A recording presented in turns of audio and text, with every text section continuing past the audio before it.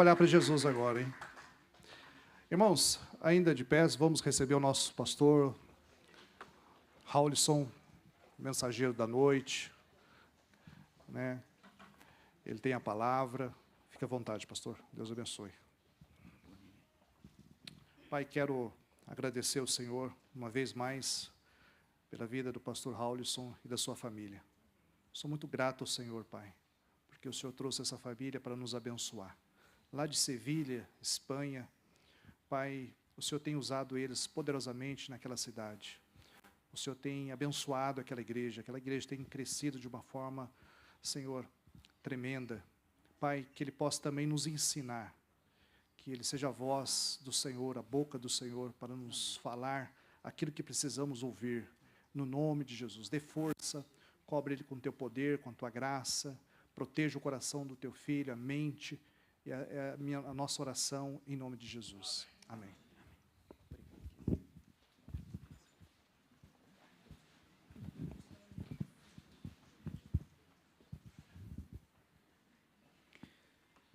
Boa noite, queridos.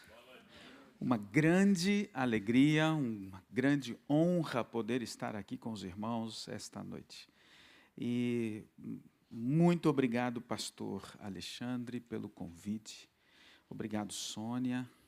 Obrigado porque nos recebem aqui com o mesmo carinho que é dado ao meu pai. Isso não só honra o meu pai, como eu vou na esteira dele e sou honrado também. Muito obrigado. A gente se sente muito feliz pela consideração, o amor e o carinho que esta igreja tem pelo pastor Elton. Eu tenho também, né? Um carinho muito grande. Esta semana, hoje mesmo falava com um outro pastor ali em Braga, que de todos os líderes que eu conheço e pastores, o meu modelo é o meu pai. É o meu pai. Existem muitos bons pastores, excelentes pregadores, grandes homens de Deus, mas o Elton Rangel é extraordinário. É um exemplo, desde a minha infância, vendo, orando, clamando ao Senhor pelas madrugadas, com a mão sobre a minha cabeça, de madrugada, ajoelhado, ao lado da minha cama, e dizendo: Senhor, chama esse menino, o Senhor já salvou, agora chama. Ele não serve para mais nada, a não ser servir o Senhor. Então usa, chama este menino, Senhor. E o Senhor ouviu a oração dele pelos 4 filhos, né? Somos 4 pastores servindo ao Senhor em 4 países diferentes. Graças ao Senhor por isso. É uma alegria receber essa deferência da sua parte. Muito, muito, muito obrigado, pastor Alexandre e querida igreja de Taipas, que o meu pai também aqui ajudou a guiar por um período, né? Se bem me lembro, o pai esteve por aqui de alguma maneira servindo e ajudando aos irmãos por algum período. Graças ao Senhor por isso. Ele está bem, está lá no Brasil, agora com o seu docinho de coco ali, né? A dona Miriam, estão os 2 em Curitiba, desfrutando dos seus dias de descanso, né? Se você tem o telefone dele, manda uma mensagem para ele, ele vai gostar de receber a sua mensagem e a sua saudação também. Também eu trago a saudação da igreja de Sevilha. Parabéns, querida igreja, é uma alegria, assim como o Elton Rangel cópia, eu estive aqui na fundação dessa igreja também, né? No começo de tudo, e é muito bom, a gente se sente muito feliz em ver o que Deus está fazendo, o projeto de Deus, e ao olhar hoje os irmãos aqui, lembrando daquelas primeiras reuniões nas casas, com 5, 6 pessoas, 7 pessoas, uma família, e a gente pensava o que Deus poderia fazer. Hoje o potencial dessa igreja é tremendo para transtornar Taipas com a mensagem do Senhor Jesus Cristo. Assim que a gente acredita no que Deus está fazendo aqui e a gente acredita no que Ele fará ainda, em nome de Jesus. Amém, queridos? Eu fico muito feliz de ver essa recepção bonita de novos membros, né? Uma igreja viva é uma igreja que cresce, porque a igreja do Senhor é uma igreja viva, A igreja do Senhor é uma igreja que cresce, é um organismo vivo, dinâmico, é um organismo que avança, não é detido por absolutamente nada, porque nem as portas do inferno conseguem prevalecer contra a igreja de Jesus. Assim que a igreja de Jesus não é uma organização estática, paralisada, estéril. A igreja de Jesus é um organismo vivo que cresce e se multiplica. Amém, queridos? E nesta perspectiva, quando nós chegamos a Sevilha há alguns anos atrás, 6 anos, eu fiz uma oração ao Senhor e Ele me deu uma resposta que para mim foi uma resposta inédita. Eu estava perguntando ao Senhor o que faz uma igreja crescer. E eu estava pedindo ao Senhor orientações sobre como eu poderia trabalhar a ponto de fazer a igreja crescer. E essa era a minha preocupação. Era uma preocupação que eu creio legítima, porque eu era o pastor da igreja, eu sou o pastor da igreja, vejo o meu rebanho, olhando este rebanho que o Senhor tanto ama, a quem o Senhor salvou, resgatou com a sua própria vida, eu olhando esse rebanho com o zelo que eu tenho e também com a visão, não só a visão profética, mas uma visão real de salvação e de transformação, eu fazia uma pergunta legítima: Senhor, o que faz a igreja crescer e como eu posso fazer essa igreja crescer? Não sei se alguém tem comando aqui para eu poder passar ou alguém faz lá de trás. Eu não sei se eu posso... Você faz aí? Eu vou ter que ficar te falando, então. Beleza, sem problema. Então, capta meu sinal aí, tá bom? Então, posso passar a próxima, por favor? Eu fiz essa pergunta ao Senhor. Senhor, como que eu faço a igreja crescer? E essa era a minha preocupação. Eu pedia: Senhor, me dá estratégias, me dá instruções, me dá respostas, me dá direções, porque o Senhor me trouxe do Brasil para cá. Eu estava bem, estava ajudando a pastorear uma igreja grande, que estava em franco crescimento.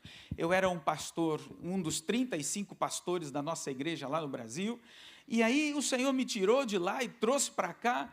Então o Senhor quer o quê? Certamente o Senhor não quer que a igreja fique paralisada, estéril, sem crescimento, sem avançar. Me dá, Senhor, uma resposta. E o Senhor me deu a resposta. A resposta é essa que está aqui projetada agora. Ele me falou: você se preocupa em fazer as pessoas crescerem. E eu faço crescer a igreja. Você se preocupa em fazer as pessoas crescerem. Eu faço a igreja crescer. O propósito de Deus, ao me falar isso, imediatamente eu entendi, é que o crescimento vem de Deus. Sempre o crescimento vem de Deus.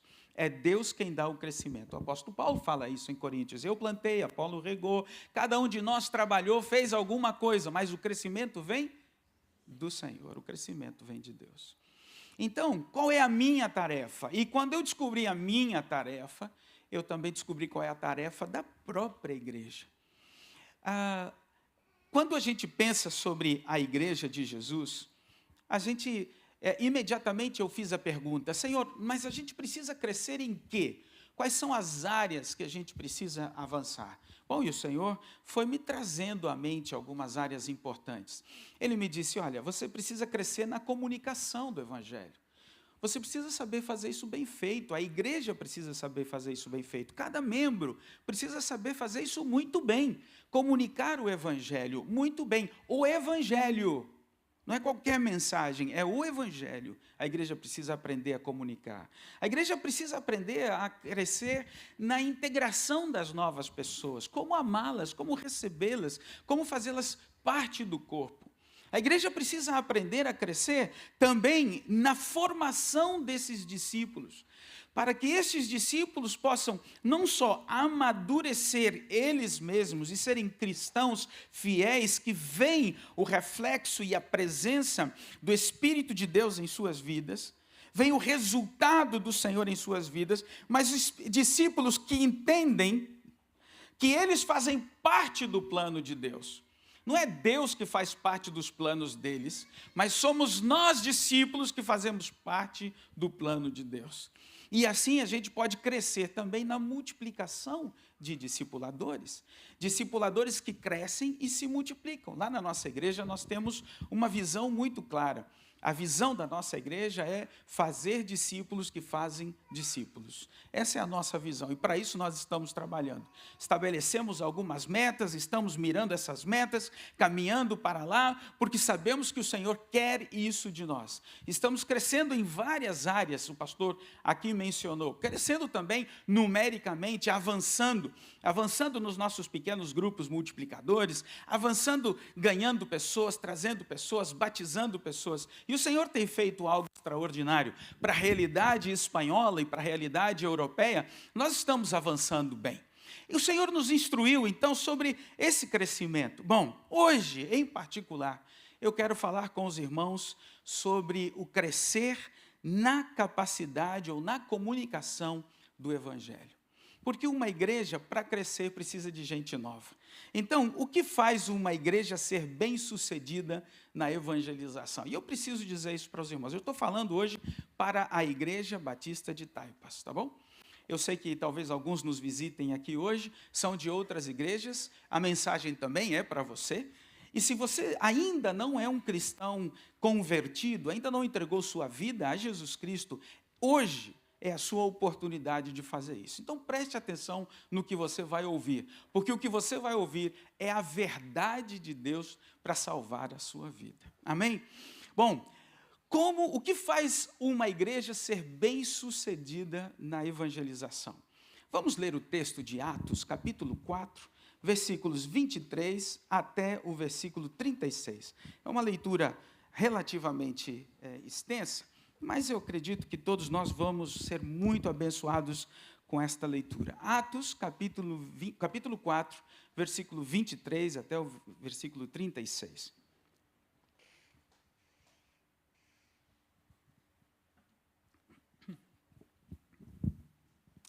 Diz assim, espero, todos encontraram? Ok? Vamos lá. Atos 4. Quando foram soltos, Pedro e João voltaram para os seus companheiros e contaram tudo o que os chefes dos sacerdotes e os líderes religiosos lhes tinham dito. Ouvindo isso, levantaram juntos a voz a Deus, dizendo: ó soberano, tu fizeste os céus, a terra, o mar e tudo o que neles há. Tu falaste pelo Espírito Santo por boca do teu servo, nosso pai Davi. Por que se enfurecem as nações e os povos conspiram em vão? Os reis da terra se levantam e os governantes se reúnem contra o Senhor e contra o seu ungido. De fato, Herodes e Pôncio Pilatos reuniram-se com os gentios e com o povo de Israel desta cidade para conspirar contra o teu servo, o seu santo servo Jesus, a quem ungiste. Fizeram o que o teu poder e a tua vontade haviam decidido de antemão que acontecesse. Agora, Senhor, considera as ameaças deles e capacita os teus servos para anunciarem a tua palavra corajosamente. Aqui diz, pode voltar o versículo um pouquinho? Por favor, anunciarem a tua palavra corajosamente. Eu queria que você registrasse esse versículo aqui, porque é muito importante essa oração, esse momento da oração. Observe bem que eles estão fazendo uma narração de um acontecimento de perseguição, um acontecimento em que eles foram oprimidos. Pedro e João foram castigados, foram presos, foram questionados, inquiridos. E a igreja estava debaixo de uma investigação dos poderosos judeus, e ali, de repente, eles poderiam fazer a escolha de se ocultarem, eles poderiam fazer a escolha de se esconderem. Esta oração bem poderia ter outro final. Essa oração poderia ser, como está aí nesse versículo: agora, Senhor, considera as ameaças deles e esconde a gente, protege-nos. Não permita que os nossos inimigos se levantem contra nós, ou faz-nos invisíveis, que a gente não seja notado, que nós não incomodemos. Esse poderia ser o rumo da oração de quem está debaixo de perseguição. Mas eles não fizeram essa oração.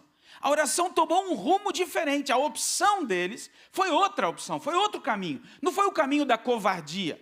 Não foi o caminho do medo, não foi o caminho do temor, não foi o caminho das desculpas, foi o caminho da ousadia. Corajosamente eles pediram: Senhor, agora, diante de todas essas ameaças, capacita os teus servos para anunciarem a tua palavra corajosamente. Que coisa linda isso. Que coisa linda. Aí eles seguem, não só corajosamente, eles dizem, estende a tua mão para curar e realizar sinais e maravilhas por meio do nome do teu santo servo Jesus. Depois de terem orado, tremeu o lugar em que estavam reunidos. Todos ficaram cheios do Espírito Santo e anunciavam corajosamente a palavra de Deus. Eles tinham pedido que Deus os desse o quê? Coragem. E ao final, como é que eles anunciavam a palavra? Corajosamente. Essa é uma oração respondida, sim ou não? Senhor, dá-nos coragem. E o que o Senhor deu para eles? Coragem. O texto diz que depois que oraram, o Espírito Santo veio sobre eles, ficaram cheios do Espírito Santo, diz o texto que tremeu o lugar em que estavam reunidos. Porque sempre que o Espírito Santo vem, ele chacoalha as estruturas. Sempre que ele vem, ele chacoalha as estruturas. A igreja precisa estar preparada, porque tem orações que a resposta é essa. As estruturas são chacoalhadas pela presença e o poder do Espírito. Tem orações que a gente sai igualzinho, orações que são protocolares, orações que são retóricas, que quem responde somos nós mesmos, não é o Senhor. Mas essa oração não, essa é eficaz. Essa respondeu o Espírito Santo de Deus com a sua presença. E quando o Espírito Santo responde, ele chacoalha as estruturas. Amém, queridos? Bom, e o texto continua. Da multidão dos que creram, uma era a mente e o coração. Ninguém considerava unicamente sua coisa alguma que possuísse, mas compartilhavam tudo o que tinham. Com grande poder, os apóstolos continuavam a testemunhar da ressurreição do Senhor Jesus, e grandiosa graça estava sobre todos eles. Não havia pessoas necessitadas entre eles, pois os que possuíam terras ou casas as vendiam, traziam o dinheiro da venda e o colocavam aos pés dos apóstolos, que o distribuíam segundo a necessidade de cada um. Amém? Esse é o texto que eu quero usar para você, para te mostrar algumas pistas desta igreja que evangelizava eficazmente. Agora, você pode perguntar, será que esta igreja realmente tinha êxito na comunicação do Evangelho? Será que ela tinha êxito na evangelização? Você se lembra quantas pessoas estavam reunidas lá naquele quarto, em oração, quando os apóstolos, depois da ressurreição de Jesus, decidiram escolher Matias como apóstolo? Você se lembra quantos eram ou não? Eram 120. Eram 120. Você pode pôr aí o êxito da igreja? Eu queria que você visse aí comigo essa sequência. Eram 120. Diz Atos, isso é Atos 1:15. Depois, logo depois, o Espírito Santo veio sobre eles. E quantos passaram a ser? 3.000. Em seguida, no capítulo 4, nesse mesmo contexto do texto que estamos lendo, veio o Senhor e salvou outros 5.000. Quantos já eram? Não, a gente fazendo a conta direitinho, seriam 8.120, né? Para fazer a conta direitinho. 8.120 pessoas. Depois, o livro de Atos continua falando e diz que já não dava mais para contar, era uma multidão dos que criam. Já não era possível mais contar, era uma multidão.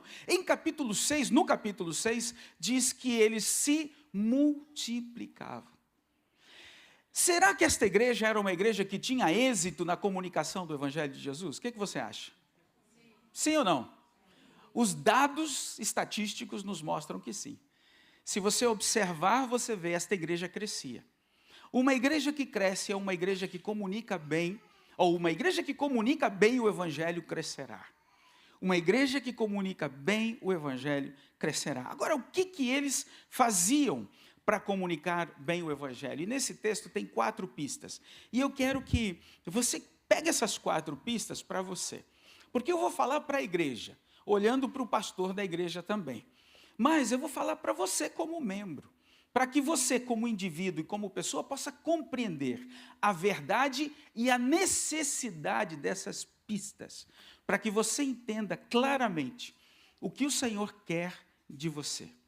A primeira ação da igreja para evangelizar de uma maneira clara e que verdadeiramente produza o crescimento e a transformação ao seu redor, é unidade de propósito e de visão. Unidade de visão e de propósito, ou de propósito e visão. O que isso significa? O que significa ter unidade? Você pode ver aqui o versículo 32 e diz: da multidão dos que creram, uma era a mente e o coração. Uma era a mente e era o coração. Isso é unidade de propósitos. Todos estavam conscientes do que estavam fazendo ali. Todos estavam com a mente clara, o coração cheio do mesmo desejo e a mente com a mesma perspectiva. Nós estamos juntos aqui para comunicar a mensagem do nosso Salvador a essa realidade, na realidade deles, a realidade dos judeus, a realidade de Jerusalém. Estamos aqui para comunicar, para falar de Jesus. Eles estavam juntos no mesmo propósito, juntos na mesma missão, juntos no mesmo chamado. Não é que um puxava para um lado, o outro puxava para o outro. Lamentavelmente, igrejas deixam de crescer quando as pessoas começam cada um a defender o seu território. Quando cada um começa a ter a sua visão. Quando cada um começa a ter o seu propósito. Ou quando muitas vezes os líderes passam a pensar que aquele determinado ministério é seu ministério, como se não fosse do Senhor. Como quando alguém se apropria da própria igreja e acha que a igreja é sua, e que ele é dono da igreja por estar aqui há 20 anos, 30 anos, 40 anos, ou por dizimar bastante. Então a igreja é minha, eu posso levar a igreja onde eu quiser. Eu me lembro de uma igreja que eu fui pastor, em que as pessoas só votavam numa assembleia depois de ver o irmão fulano levantar a mão. Porque quando o irmão fulano levantava a mão, todo mundo votava com o irmão fulano. Então ele era o primeiro, e às vezes ele demorava para fazer de propósito. Então, quem eram os favoráveis? O irmão fulano demorava um pouquinho, ninguém levantava a mão. Aí o irmão fulano levantava a mão, todo mundo levantava a mão junto com ele. Porque ele era o dono da igreja. Sabe, queridos, quando isso começa a acontecer, a visão de Deus é dada ao servo do Senhor. Mas existe outra visão aqui, outra visão ali. Sabe o que acontece quando você tem visão mais visão? Você tem divisão. Visão mais visão é igual a divisão. Uma igreja, para avançar unida, precisa estar no mesmo propósito. Eu entendo que Deus dá chamados diferentes, e Ele une aqueles que têm chamados semelhantes para desenvolverem o chamado, mas une os semelhantes, e cada um vai desenvolvendo. Tem uma igreja mais focada na juventude, tem uma igreja mais focada no louvor e na adoração, tem outros que são mais focados no discipulado, outros mais focados e o Senhor vai unindo. Agora, o que não pode acontecer é que um puxa para um lado, outro puxa para o outro. Porque se um puxa para o lado, outro puxa para o outro, visão, mais visão é igual a divisão. Divisão. E aí a gente tem uma luta. Nessa igreja, esse propósito foi resolvido já rapidinho nos capítulos seguintes, quando o coração de Ananias e Safira estava puxando para o outro lado. Eu fico pensando se o Senhor resolvesse as divisões da nossa igreja desse jeito que resolveu ali com Ananias e Safira. Não sei se sobra muita gente para contar a história. Porque quando Ananias e Safira tiveram um coração dividido, e eles estavam querendo aparecer com o seu ministério de dar, de doar, o Senhor os eliminou. Sabe, queridos, o Senhor quer a igreja trabalhando numa mesma visão, num mesmo propósito, no mesmo caminho. Nós vivemos na Europa e muitas vezes vem gente de tantos lugares. Talvez você não seja de uma igreja batista lá no seu país de origem. Na nossa igreja, lá em Sevilha, temos 25 nacionalidades diferentes. A gente brinca que a gente é uma mini ONU, né? A gente tem ali o Conselho da ONU reunido para a gente fazer a nossa votação internacional. Muita gente vem de outras igrejas e outras denominações, de outros ministérios, com outras ideias. Mas a gente sempre fala para eles: aqui nós caminhamos numa mesma visão. Se essa visão não combina com você, você pode procurar outro lugar que combine com a sua visão. Porque se nós queremos crescer, precisamos caminhar unidos, um só coração, uma só alma, na mesma direção. A gente não está aqui reunido para disputar nada com ninguém. A gente está reunido para trabalhar junto e fazer a obra do Senhor. Uma igreja que quer avançar na evangelização precisa entender a visão que Deus deu a essa grei, a esta congregação, e avançar nessa congregação. Eu confesso a você, e talvez o pastor de vocês nunca falou isso, porque ele é o pastor de vocês, eu posso falar que eu vou embora. Eu confesso a vocês que a maior luta que nós pastores temos, e a mais desgastante, a que mais nos cansa, a que faz a gente perder noite de sono, a que faz a gente clamar ao Senhor e às vezes ter vontade de desistir, é quando a gente vê irmãos que puxam para o outro lado. Pode fazer assim, Alexandre, eles não estão te vendo.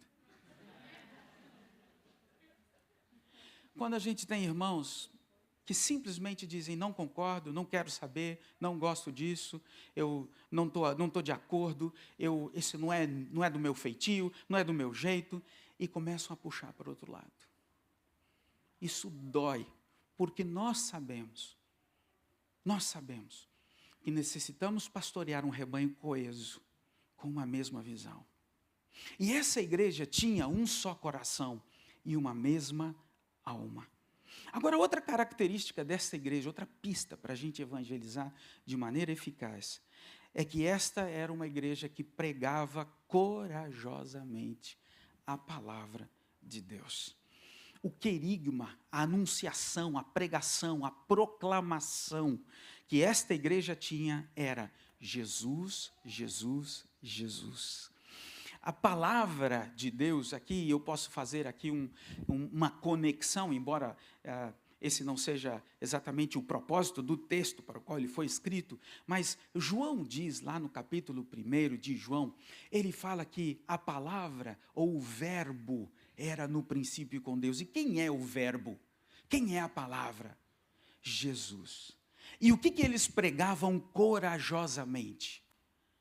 O que eles pregavam corajosamente? A palavra de Deus. Quem é a palavra de Deus? Jesus. Então, o que eles pregavam corajosamente? A palavra de Deus. É o mesmo termo no grego, logos aqui, logos lá. Logos neste texto de Atos e logos lá em João capítulo 1. A mesma expressão, a palavra de Deus. Logos tutel, a mesma palavra. Eles pregavam e anunciavam a Jesus Cristo, porque Jesus é a verdade de Deus. Não existe outra proclamação para a igreja.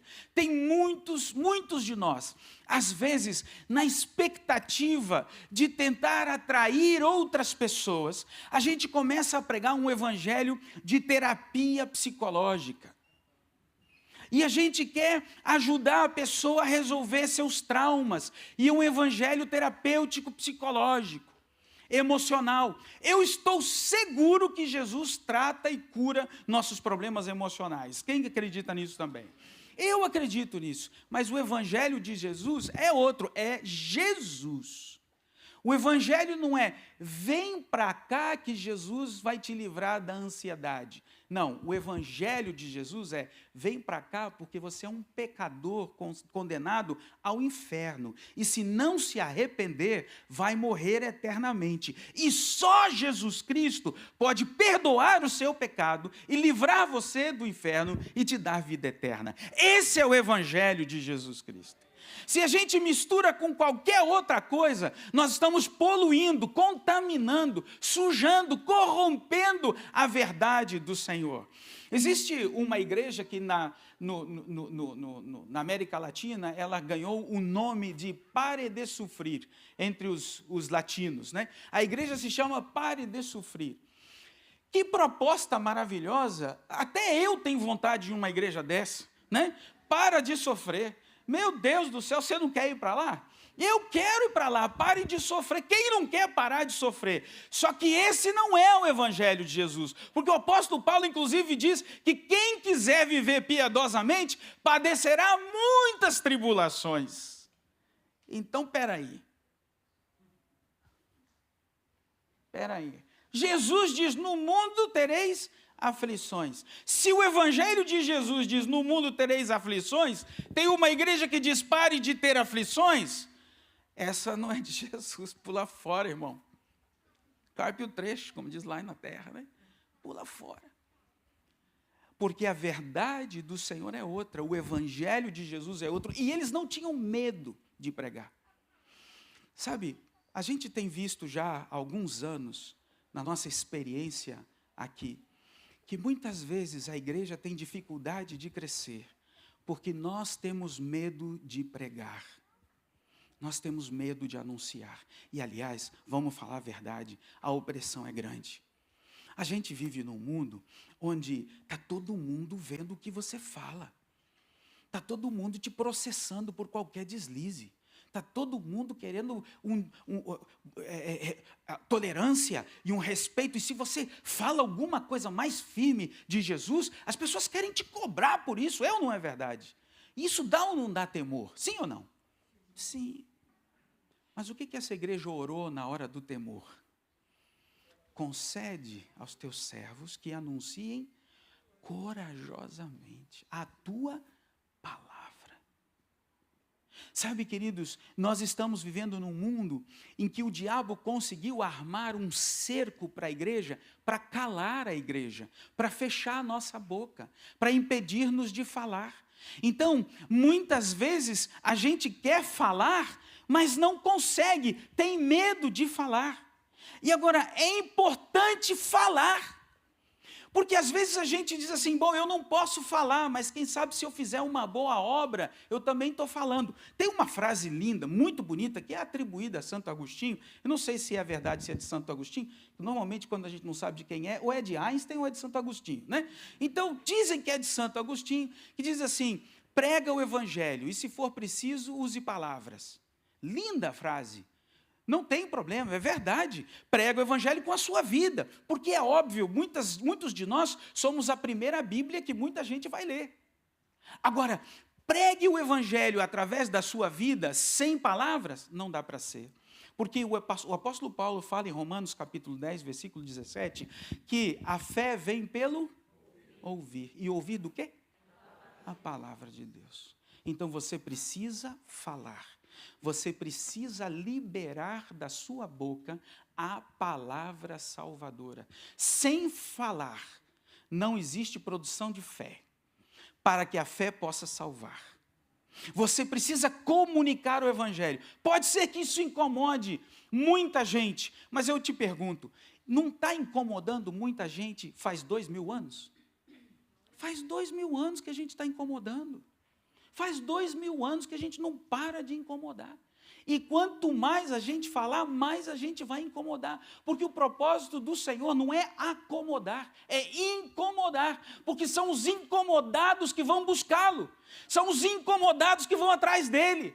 São os perturbados que vão dizer, Senhor, o que está acontecendo? Eu preciso de solução, eu preciso de salvação. Se você não falar, eles vão ficar acomodados. Eles vão achar que está tudo bem. Eles vão achar que qualquer caminho leva a Deus. Eles vão achar que eles podem seguir qualquer religião, qualquer Deus, qualquer Senhor, qualquer santo, que vai dar lá. Não vai. Eu sou o caminho, a verdade e a vida, e ninguém vem ao Pai senão por mim. Isso é palavra de quem? De Jesus. Ele é o único. Então você precisa falar. Ah, mas vão se incomodar. Pois é para isso que você está aqui. Um dia alguém disse para mim, mas o que você está fazendo é proselitismo. Eu olhei e falei assim, claro que é. É óbvio. Eu vim para ser um proselitista. Eu vim para tirar você do seu caminho de conforto, da sua ideia equivocada e errada sobre religião e dizer para você, o negócio é a sua relação com Deus através de Jesus Cristo. Você é chamado para isso. E essa igreja não tinha medo de pregar. Tanto não tinha medo que todos os apóstolos, com exceção de João, foram mortos. Todos foram mortos. E muitos deles foram perseguidos, assassinados, mortos das maneiras mais cruéis, porque eles incomodavam. Como disseram lá em Tessalônica, estes que têm transtornado o mundo, chegaram aqui também. Será que chegaram a taipas os que têm transtornado o mundo? Sim ou não? Chegaram a taipas os que têm transtornado o mundo ou não? Ou estão no caminho? Acho que chegaram, amém? Amém. Muito bem. Outra coisa para a gente começar a terminar, né? Tem mais dois, né? Então, o próximo é esta maneira de pregar, claro, através de um amor prático, de um amor demonstrável, de um amor visível, de um amor palpável. O texto é um texto tão bonito que fala dessa comunhão em que nada faltava a estes irmãos que viviam nessa comunhão.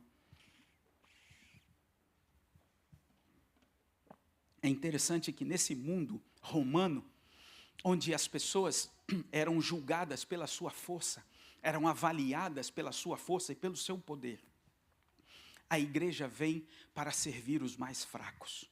Eu não sei se você sabe dessa história, mas no final do século, aliás, no começo do século I, século II, né, depois de Cristo, uma pandemia de cólera assolou o Império Romano. Segundo os dados, entre 15 a 25 milhões de pessoas foram mortas. Você vê um universo de 120 milhões de pessoas, que era o Império Romano, 15 milhões a 25 milhões foram mortos por essa epidemia de cólera. Cólera pega pelo toque, pela saliva, cólera pega pela presença, né, pelo ar também. Então, cólera é muito grave, é uma enfermidade grave, que causa desinteria, ela vai causar febre alta, vômitos, vai na desnutrição e também na desidratação. E as pessoas naquela época, não tinham cura. Milhões de pessoas estavam morrendo, milhões de pessoas. Sabe o que acontecia? Os romanos, na sua cultura de valorizar o mais forte, porque a filosofia de Sêneca era assim, ao fraco, Sêneca era um filósofo romano, base da legislatura e base da cultura romana. Sêneca dizia assim, ao fraco você precisa ajudar a morrer. Ao fraco. Por isso que lá no Coliseu romano, quando um era derrotado, era misericórdia. Porque seria desonra para ele se ele vivesse tendo sido derrotado. Ao fraco, você precisa ajudar a morrer. Por isso que o imperador baixava o dedo, para matar. Porque era o pobre, coitado, ele não tem força para viver nesse mundo. Então, matemos. As crianças que nasciam com algum tipo de deficiência, de problema físico, elas eram mortas imediatamente. Porque o fraco, você ajuda a matar, você ajuda a morrer. Então, quando os romanos começaram a ficar contagiados com cólera, os seus familiares, com a sua filosofia de ajudar o fraco a morrer, pegavam esse seu parente, o pai, a mãe, o irmão, o filho, levavam para fora da cidade, deixavam ele lá com uma vasilha de água ou vinho e um pão. E aí diziam para ele, come e morre. E a esperança deles era essa, comer e morrer. Aí tinha uns crentes malucos, inspirados por um jovem galileu chamado Jesus Cristo, que defendiam uma filosofia da misericórdia e da compaixão, que defendiam a ideia de que você ajuda o seu inimigo e você serve o mais fraco, você fortalece ao que está cansado e não tem nenhum vigor. E, de repente, esses cristãos que estavam espalhados pelo Império Romano começaram a ir fora da cidade e a recolher estes romanos que haviam sido abandonados pelos seus próprios parentes, levando-os para dentro da sua própria casa, cuidando deles, correndo o risco de contrair cólera, e muitos contraíram e morreram, mas eles saravam esses romanos, muitos eram curados, porque bebiam água, repunham a hidratação, a alimentação, tratavam a febre, e com o devido cuidado, com aquelas ervas e aquela medicina que eles tinham na sua época, eles conseguiram sarar a muita gente. Sabe o que aconteceu? Esses romanos sarados voltavam para casa. Como? O que você está fazendo aqui? Eu estou bem, eu estou sarado. Como que isso aconteceu? Olha, eu conheci uns tais de seguidores de Jesus Cristo, que me amaram mais do que qualquer outra coisa. E eu queria que vocês viessem conhecê-los também.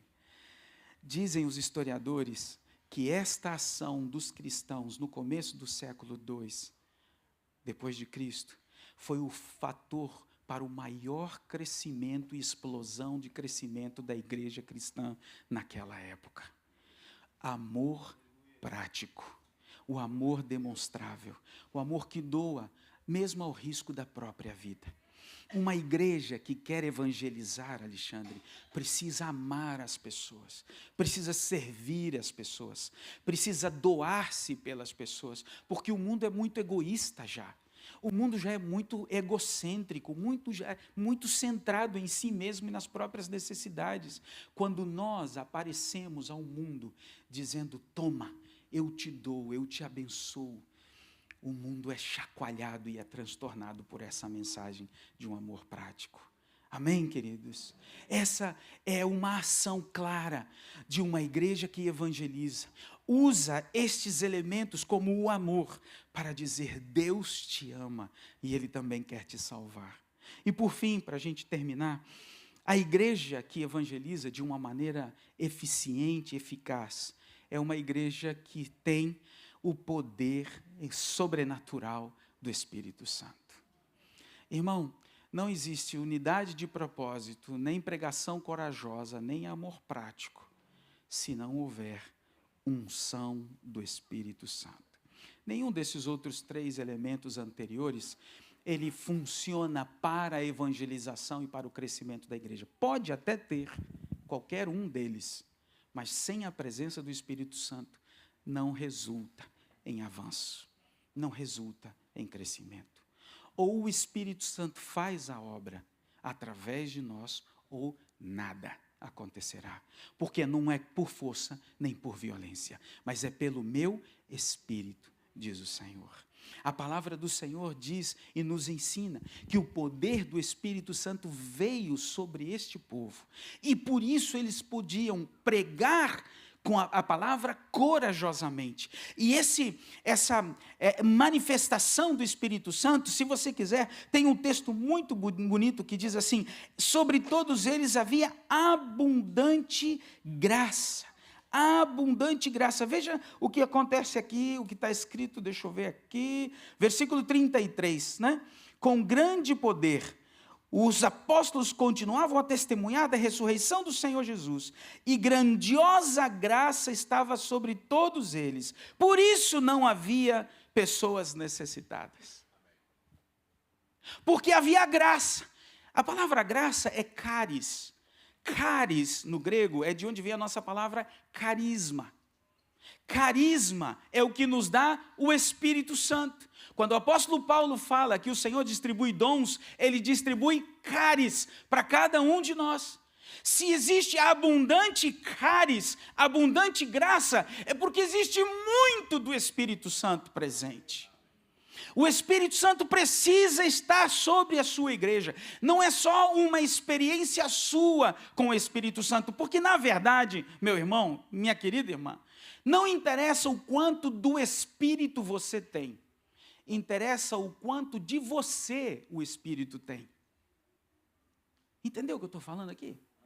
Não importa o quanto você tem do Espírito dentro de você. Importa o quanto você está dentro do Espírito. A diferença é radical. Porque se você tem o Espírito, você leva ele para onde você quiser. Mas se o Espírito te tem, ele leva você para onde ele quer. A diferença é radical. Uma igreja que evangeliza precisa do poder do Espírito, porque ele convence do pecado, da justiça e do juízo. E não tem outro que faça essa obra. Assim, não existe outra maneira sem o poder do Espírito Santo. Não existe outra maneira sem a presença. Eu gosto dessa expressão, eu vou terminar com isso. A expressão diz aqui, no versículo 30, versículo 33, com grande poder. Eu gosto demais dessa expressão no original. Grande poder. Grande, a palavra grande é mega. Como é que é a palavra grande em grego? Mega, mega, mega. E poder é dunamis, de dinamite, de poder explosivo. Mega dunamis.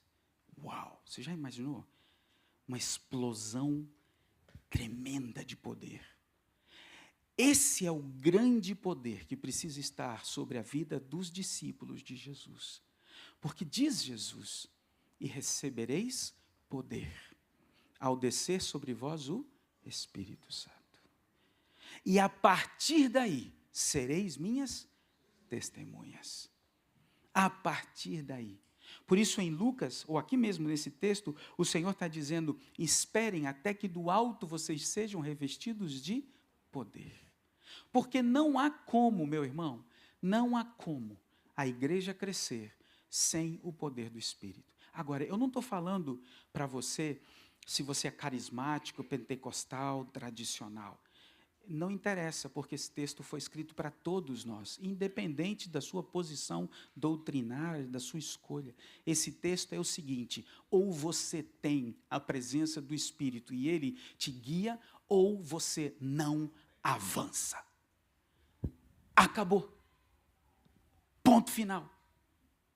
Esse texto não está dizendo assim, os batistas podem prescindir do Espírito Santo, porque o Espírito Santo é dado só para os pentecostais. Não. Esse texto não diz aqui, os presbiterianos não precisam do Espírito Santo, porque eles têm uns bons pregadores. Não. Ou então, o Espírito Santo, você não precisa do Espírito Santo porque você é filho de um crente bom. Ou porque você é a terceira geração de crentes, então você não precisa do Espírito Santo. Não. Todos nós, todos os discípulos de Jesus, só vão poder ser bem-sucedidos se a gente for cheio do Espírito Santo. Como você tem buscado isso? Agora eu quero fazer essa pergunta para Taipas. Não sei se você pode pôr o próximo. Onde a Igreja Batista de Taipas precisa melhorar? Eu vou afinar um pouquinho mais essa pergunta. Põe o próximo. Onde você precisa melhorar? Em qual destas 4 áreas que mostram a dinâmica evangelizadora, crescente, produtiva, de conquista da igreja primitiva, em qual destas áreas você diz, eu preciso mais? Talvez você não esteja pregando o evangelho com ousadia, e você precisa de coragem. Talvez você não esteja trabalhando em unidade com a sua igreja, ou com o seu pastor, e você precisa ser corrigido nisso. Talvez você não esteja amando de maneira prática, está sendo muito egoísta. A sua poupança é grande, é gorda, mas tem gente necessitada à sua volta e você não está nem aí. Talvez você precise ser desafiado em buscar mais o Espírito Santo. Como é que está a sua relação com Ele? Como é que está a presença dEle na sua vida? É Ele que leva você para todos os lados ou é você que o leva? Eu queria que você fechasse os seus olhos aí onde você está. Tenta responder a essas perguntas. Aí onde você está. Como está a sua relação com esse Deus que quer você evangelizando?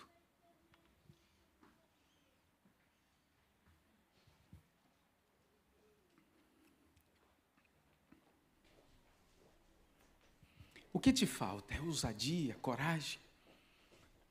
Te falta unidade na visão de Deus? O que te falta? Amor?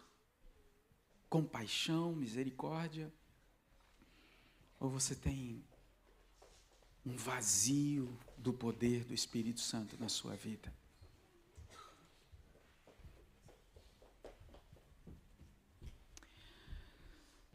Eu oro para que o Senhor fale ao seu coração aqui e agora e produza a transformação que você precisa. Senhor, eu clamo para que em nome de Jesus o Senhor fale ao nosso coração essa noite através desta explicação tão simples da tua palavra. Não há mistério aqui, Senhor. Talvez, Senhor, muitas coisas mais bonitas e profundas outros poderiam falar nesse lugar. Mas hoje o Senhor decidiu falar isso aqui para os teus filhos. E eu quero te pedir, Senhor, que assim como o Senhor falou comigo, e assim como o Senhor ministrou ao meu coração, eu te peço que o Senhor ministre ao coração dos teus filhos. Mostre a cada um deles o que eles precisam melhorar e em que área eles precisam te buscar mais, aonde eles precisam focar melhor. Porque talvez, Senhor, a única coisa que falta é um pequeno alinhamento. Talvez eles precisam de uma pequena decisão ou um passo curto para de repente mudar toda a realidade de sua vida na capacidade de proclamar a Jesus Cristo como o Filho de Deus, Salvador de toda a humanidade. Senhor, a igreja de Taipas quer crescer. A igreja de Taipas, como um organismo vivo e corpo de Cristo, precisa crescer. E, Senhor, faz este alinhamento no coração, na alma dos teus filhos. Eu te peço, Senhor, em nome de Jesus. Amém, Senhor.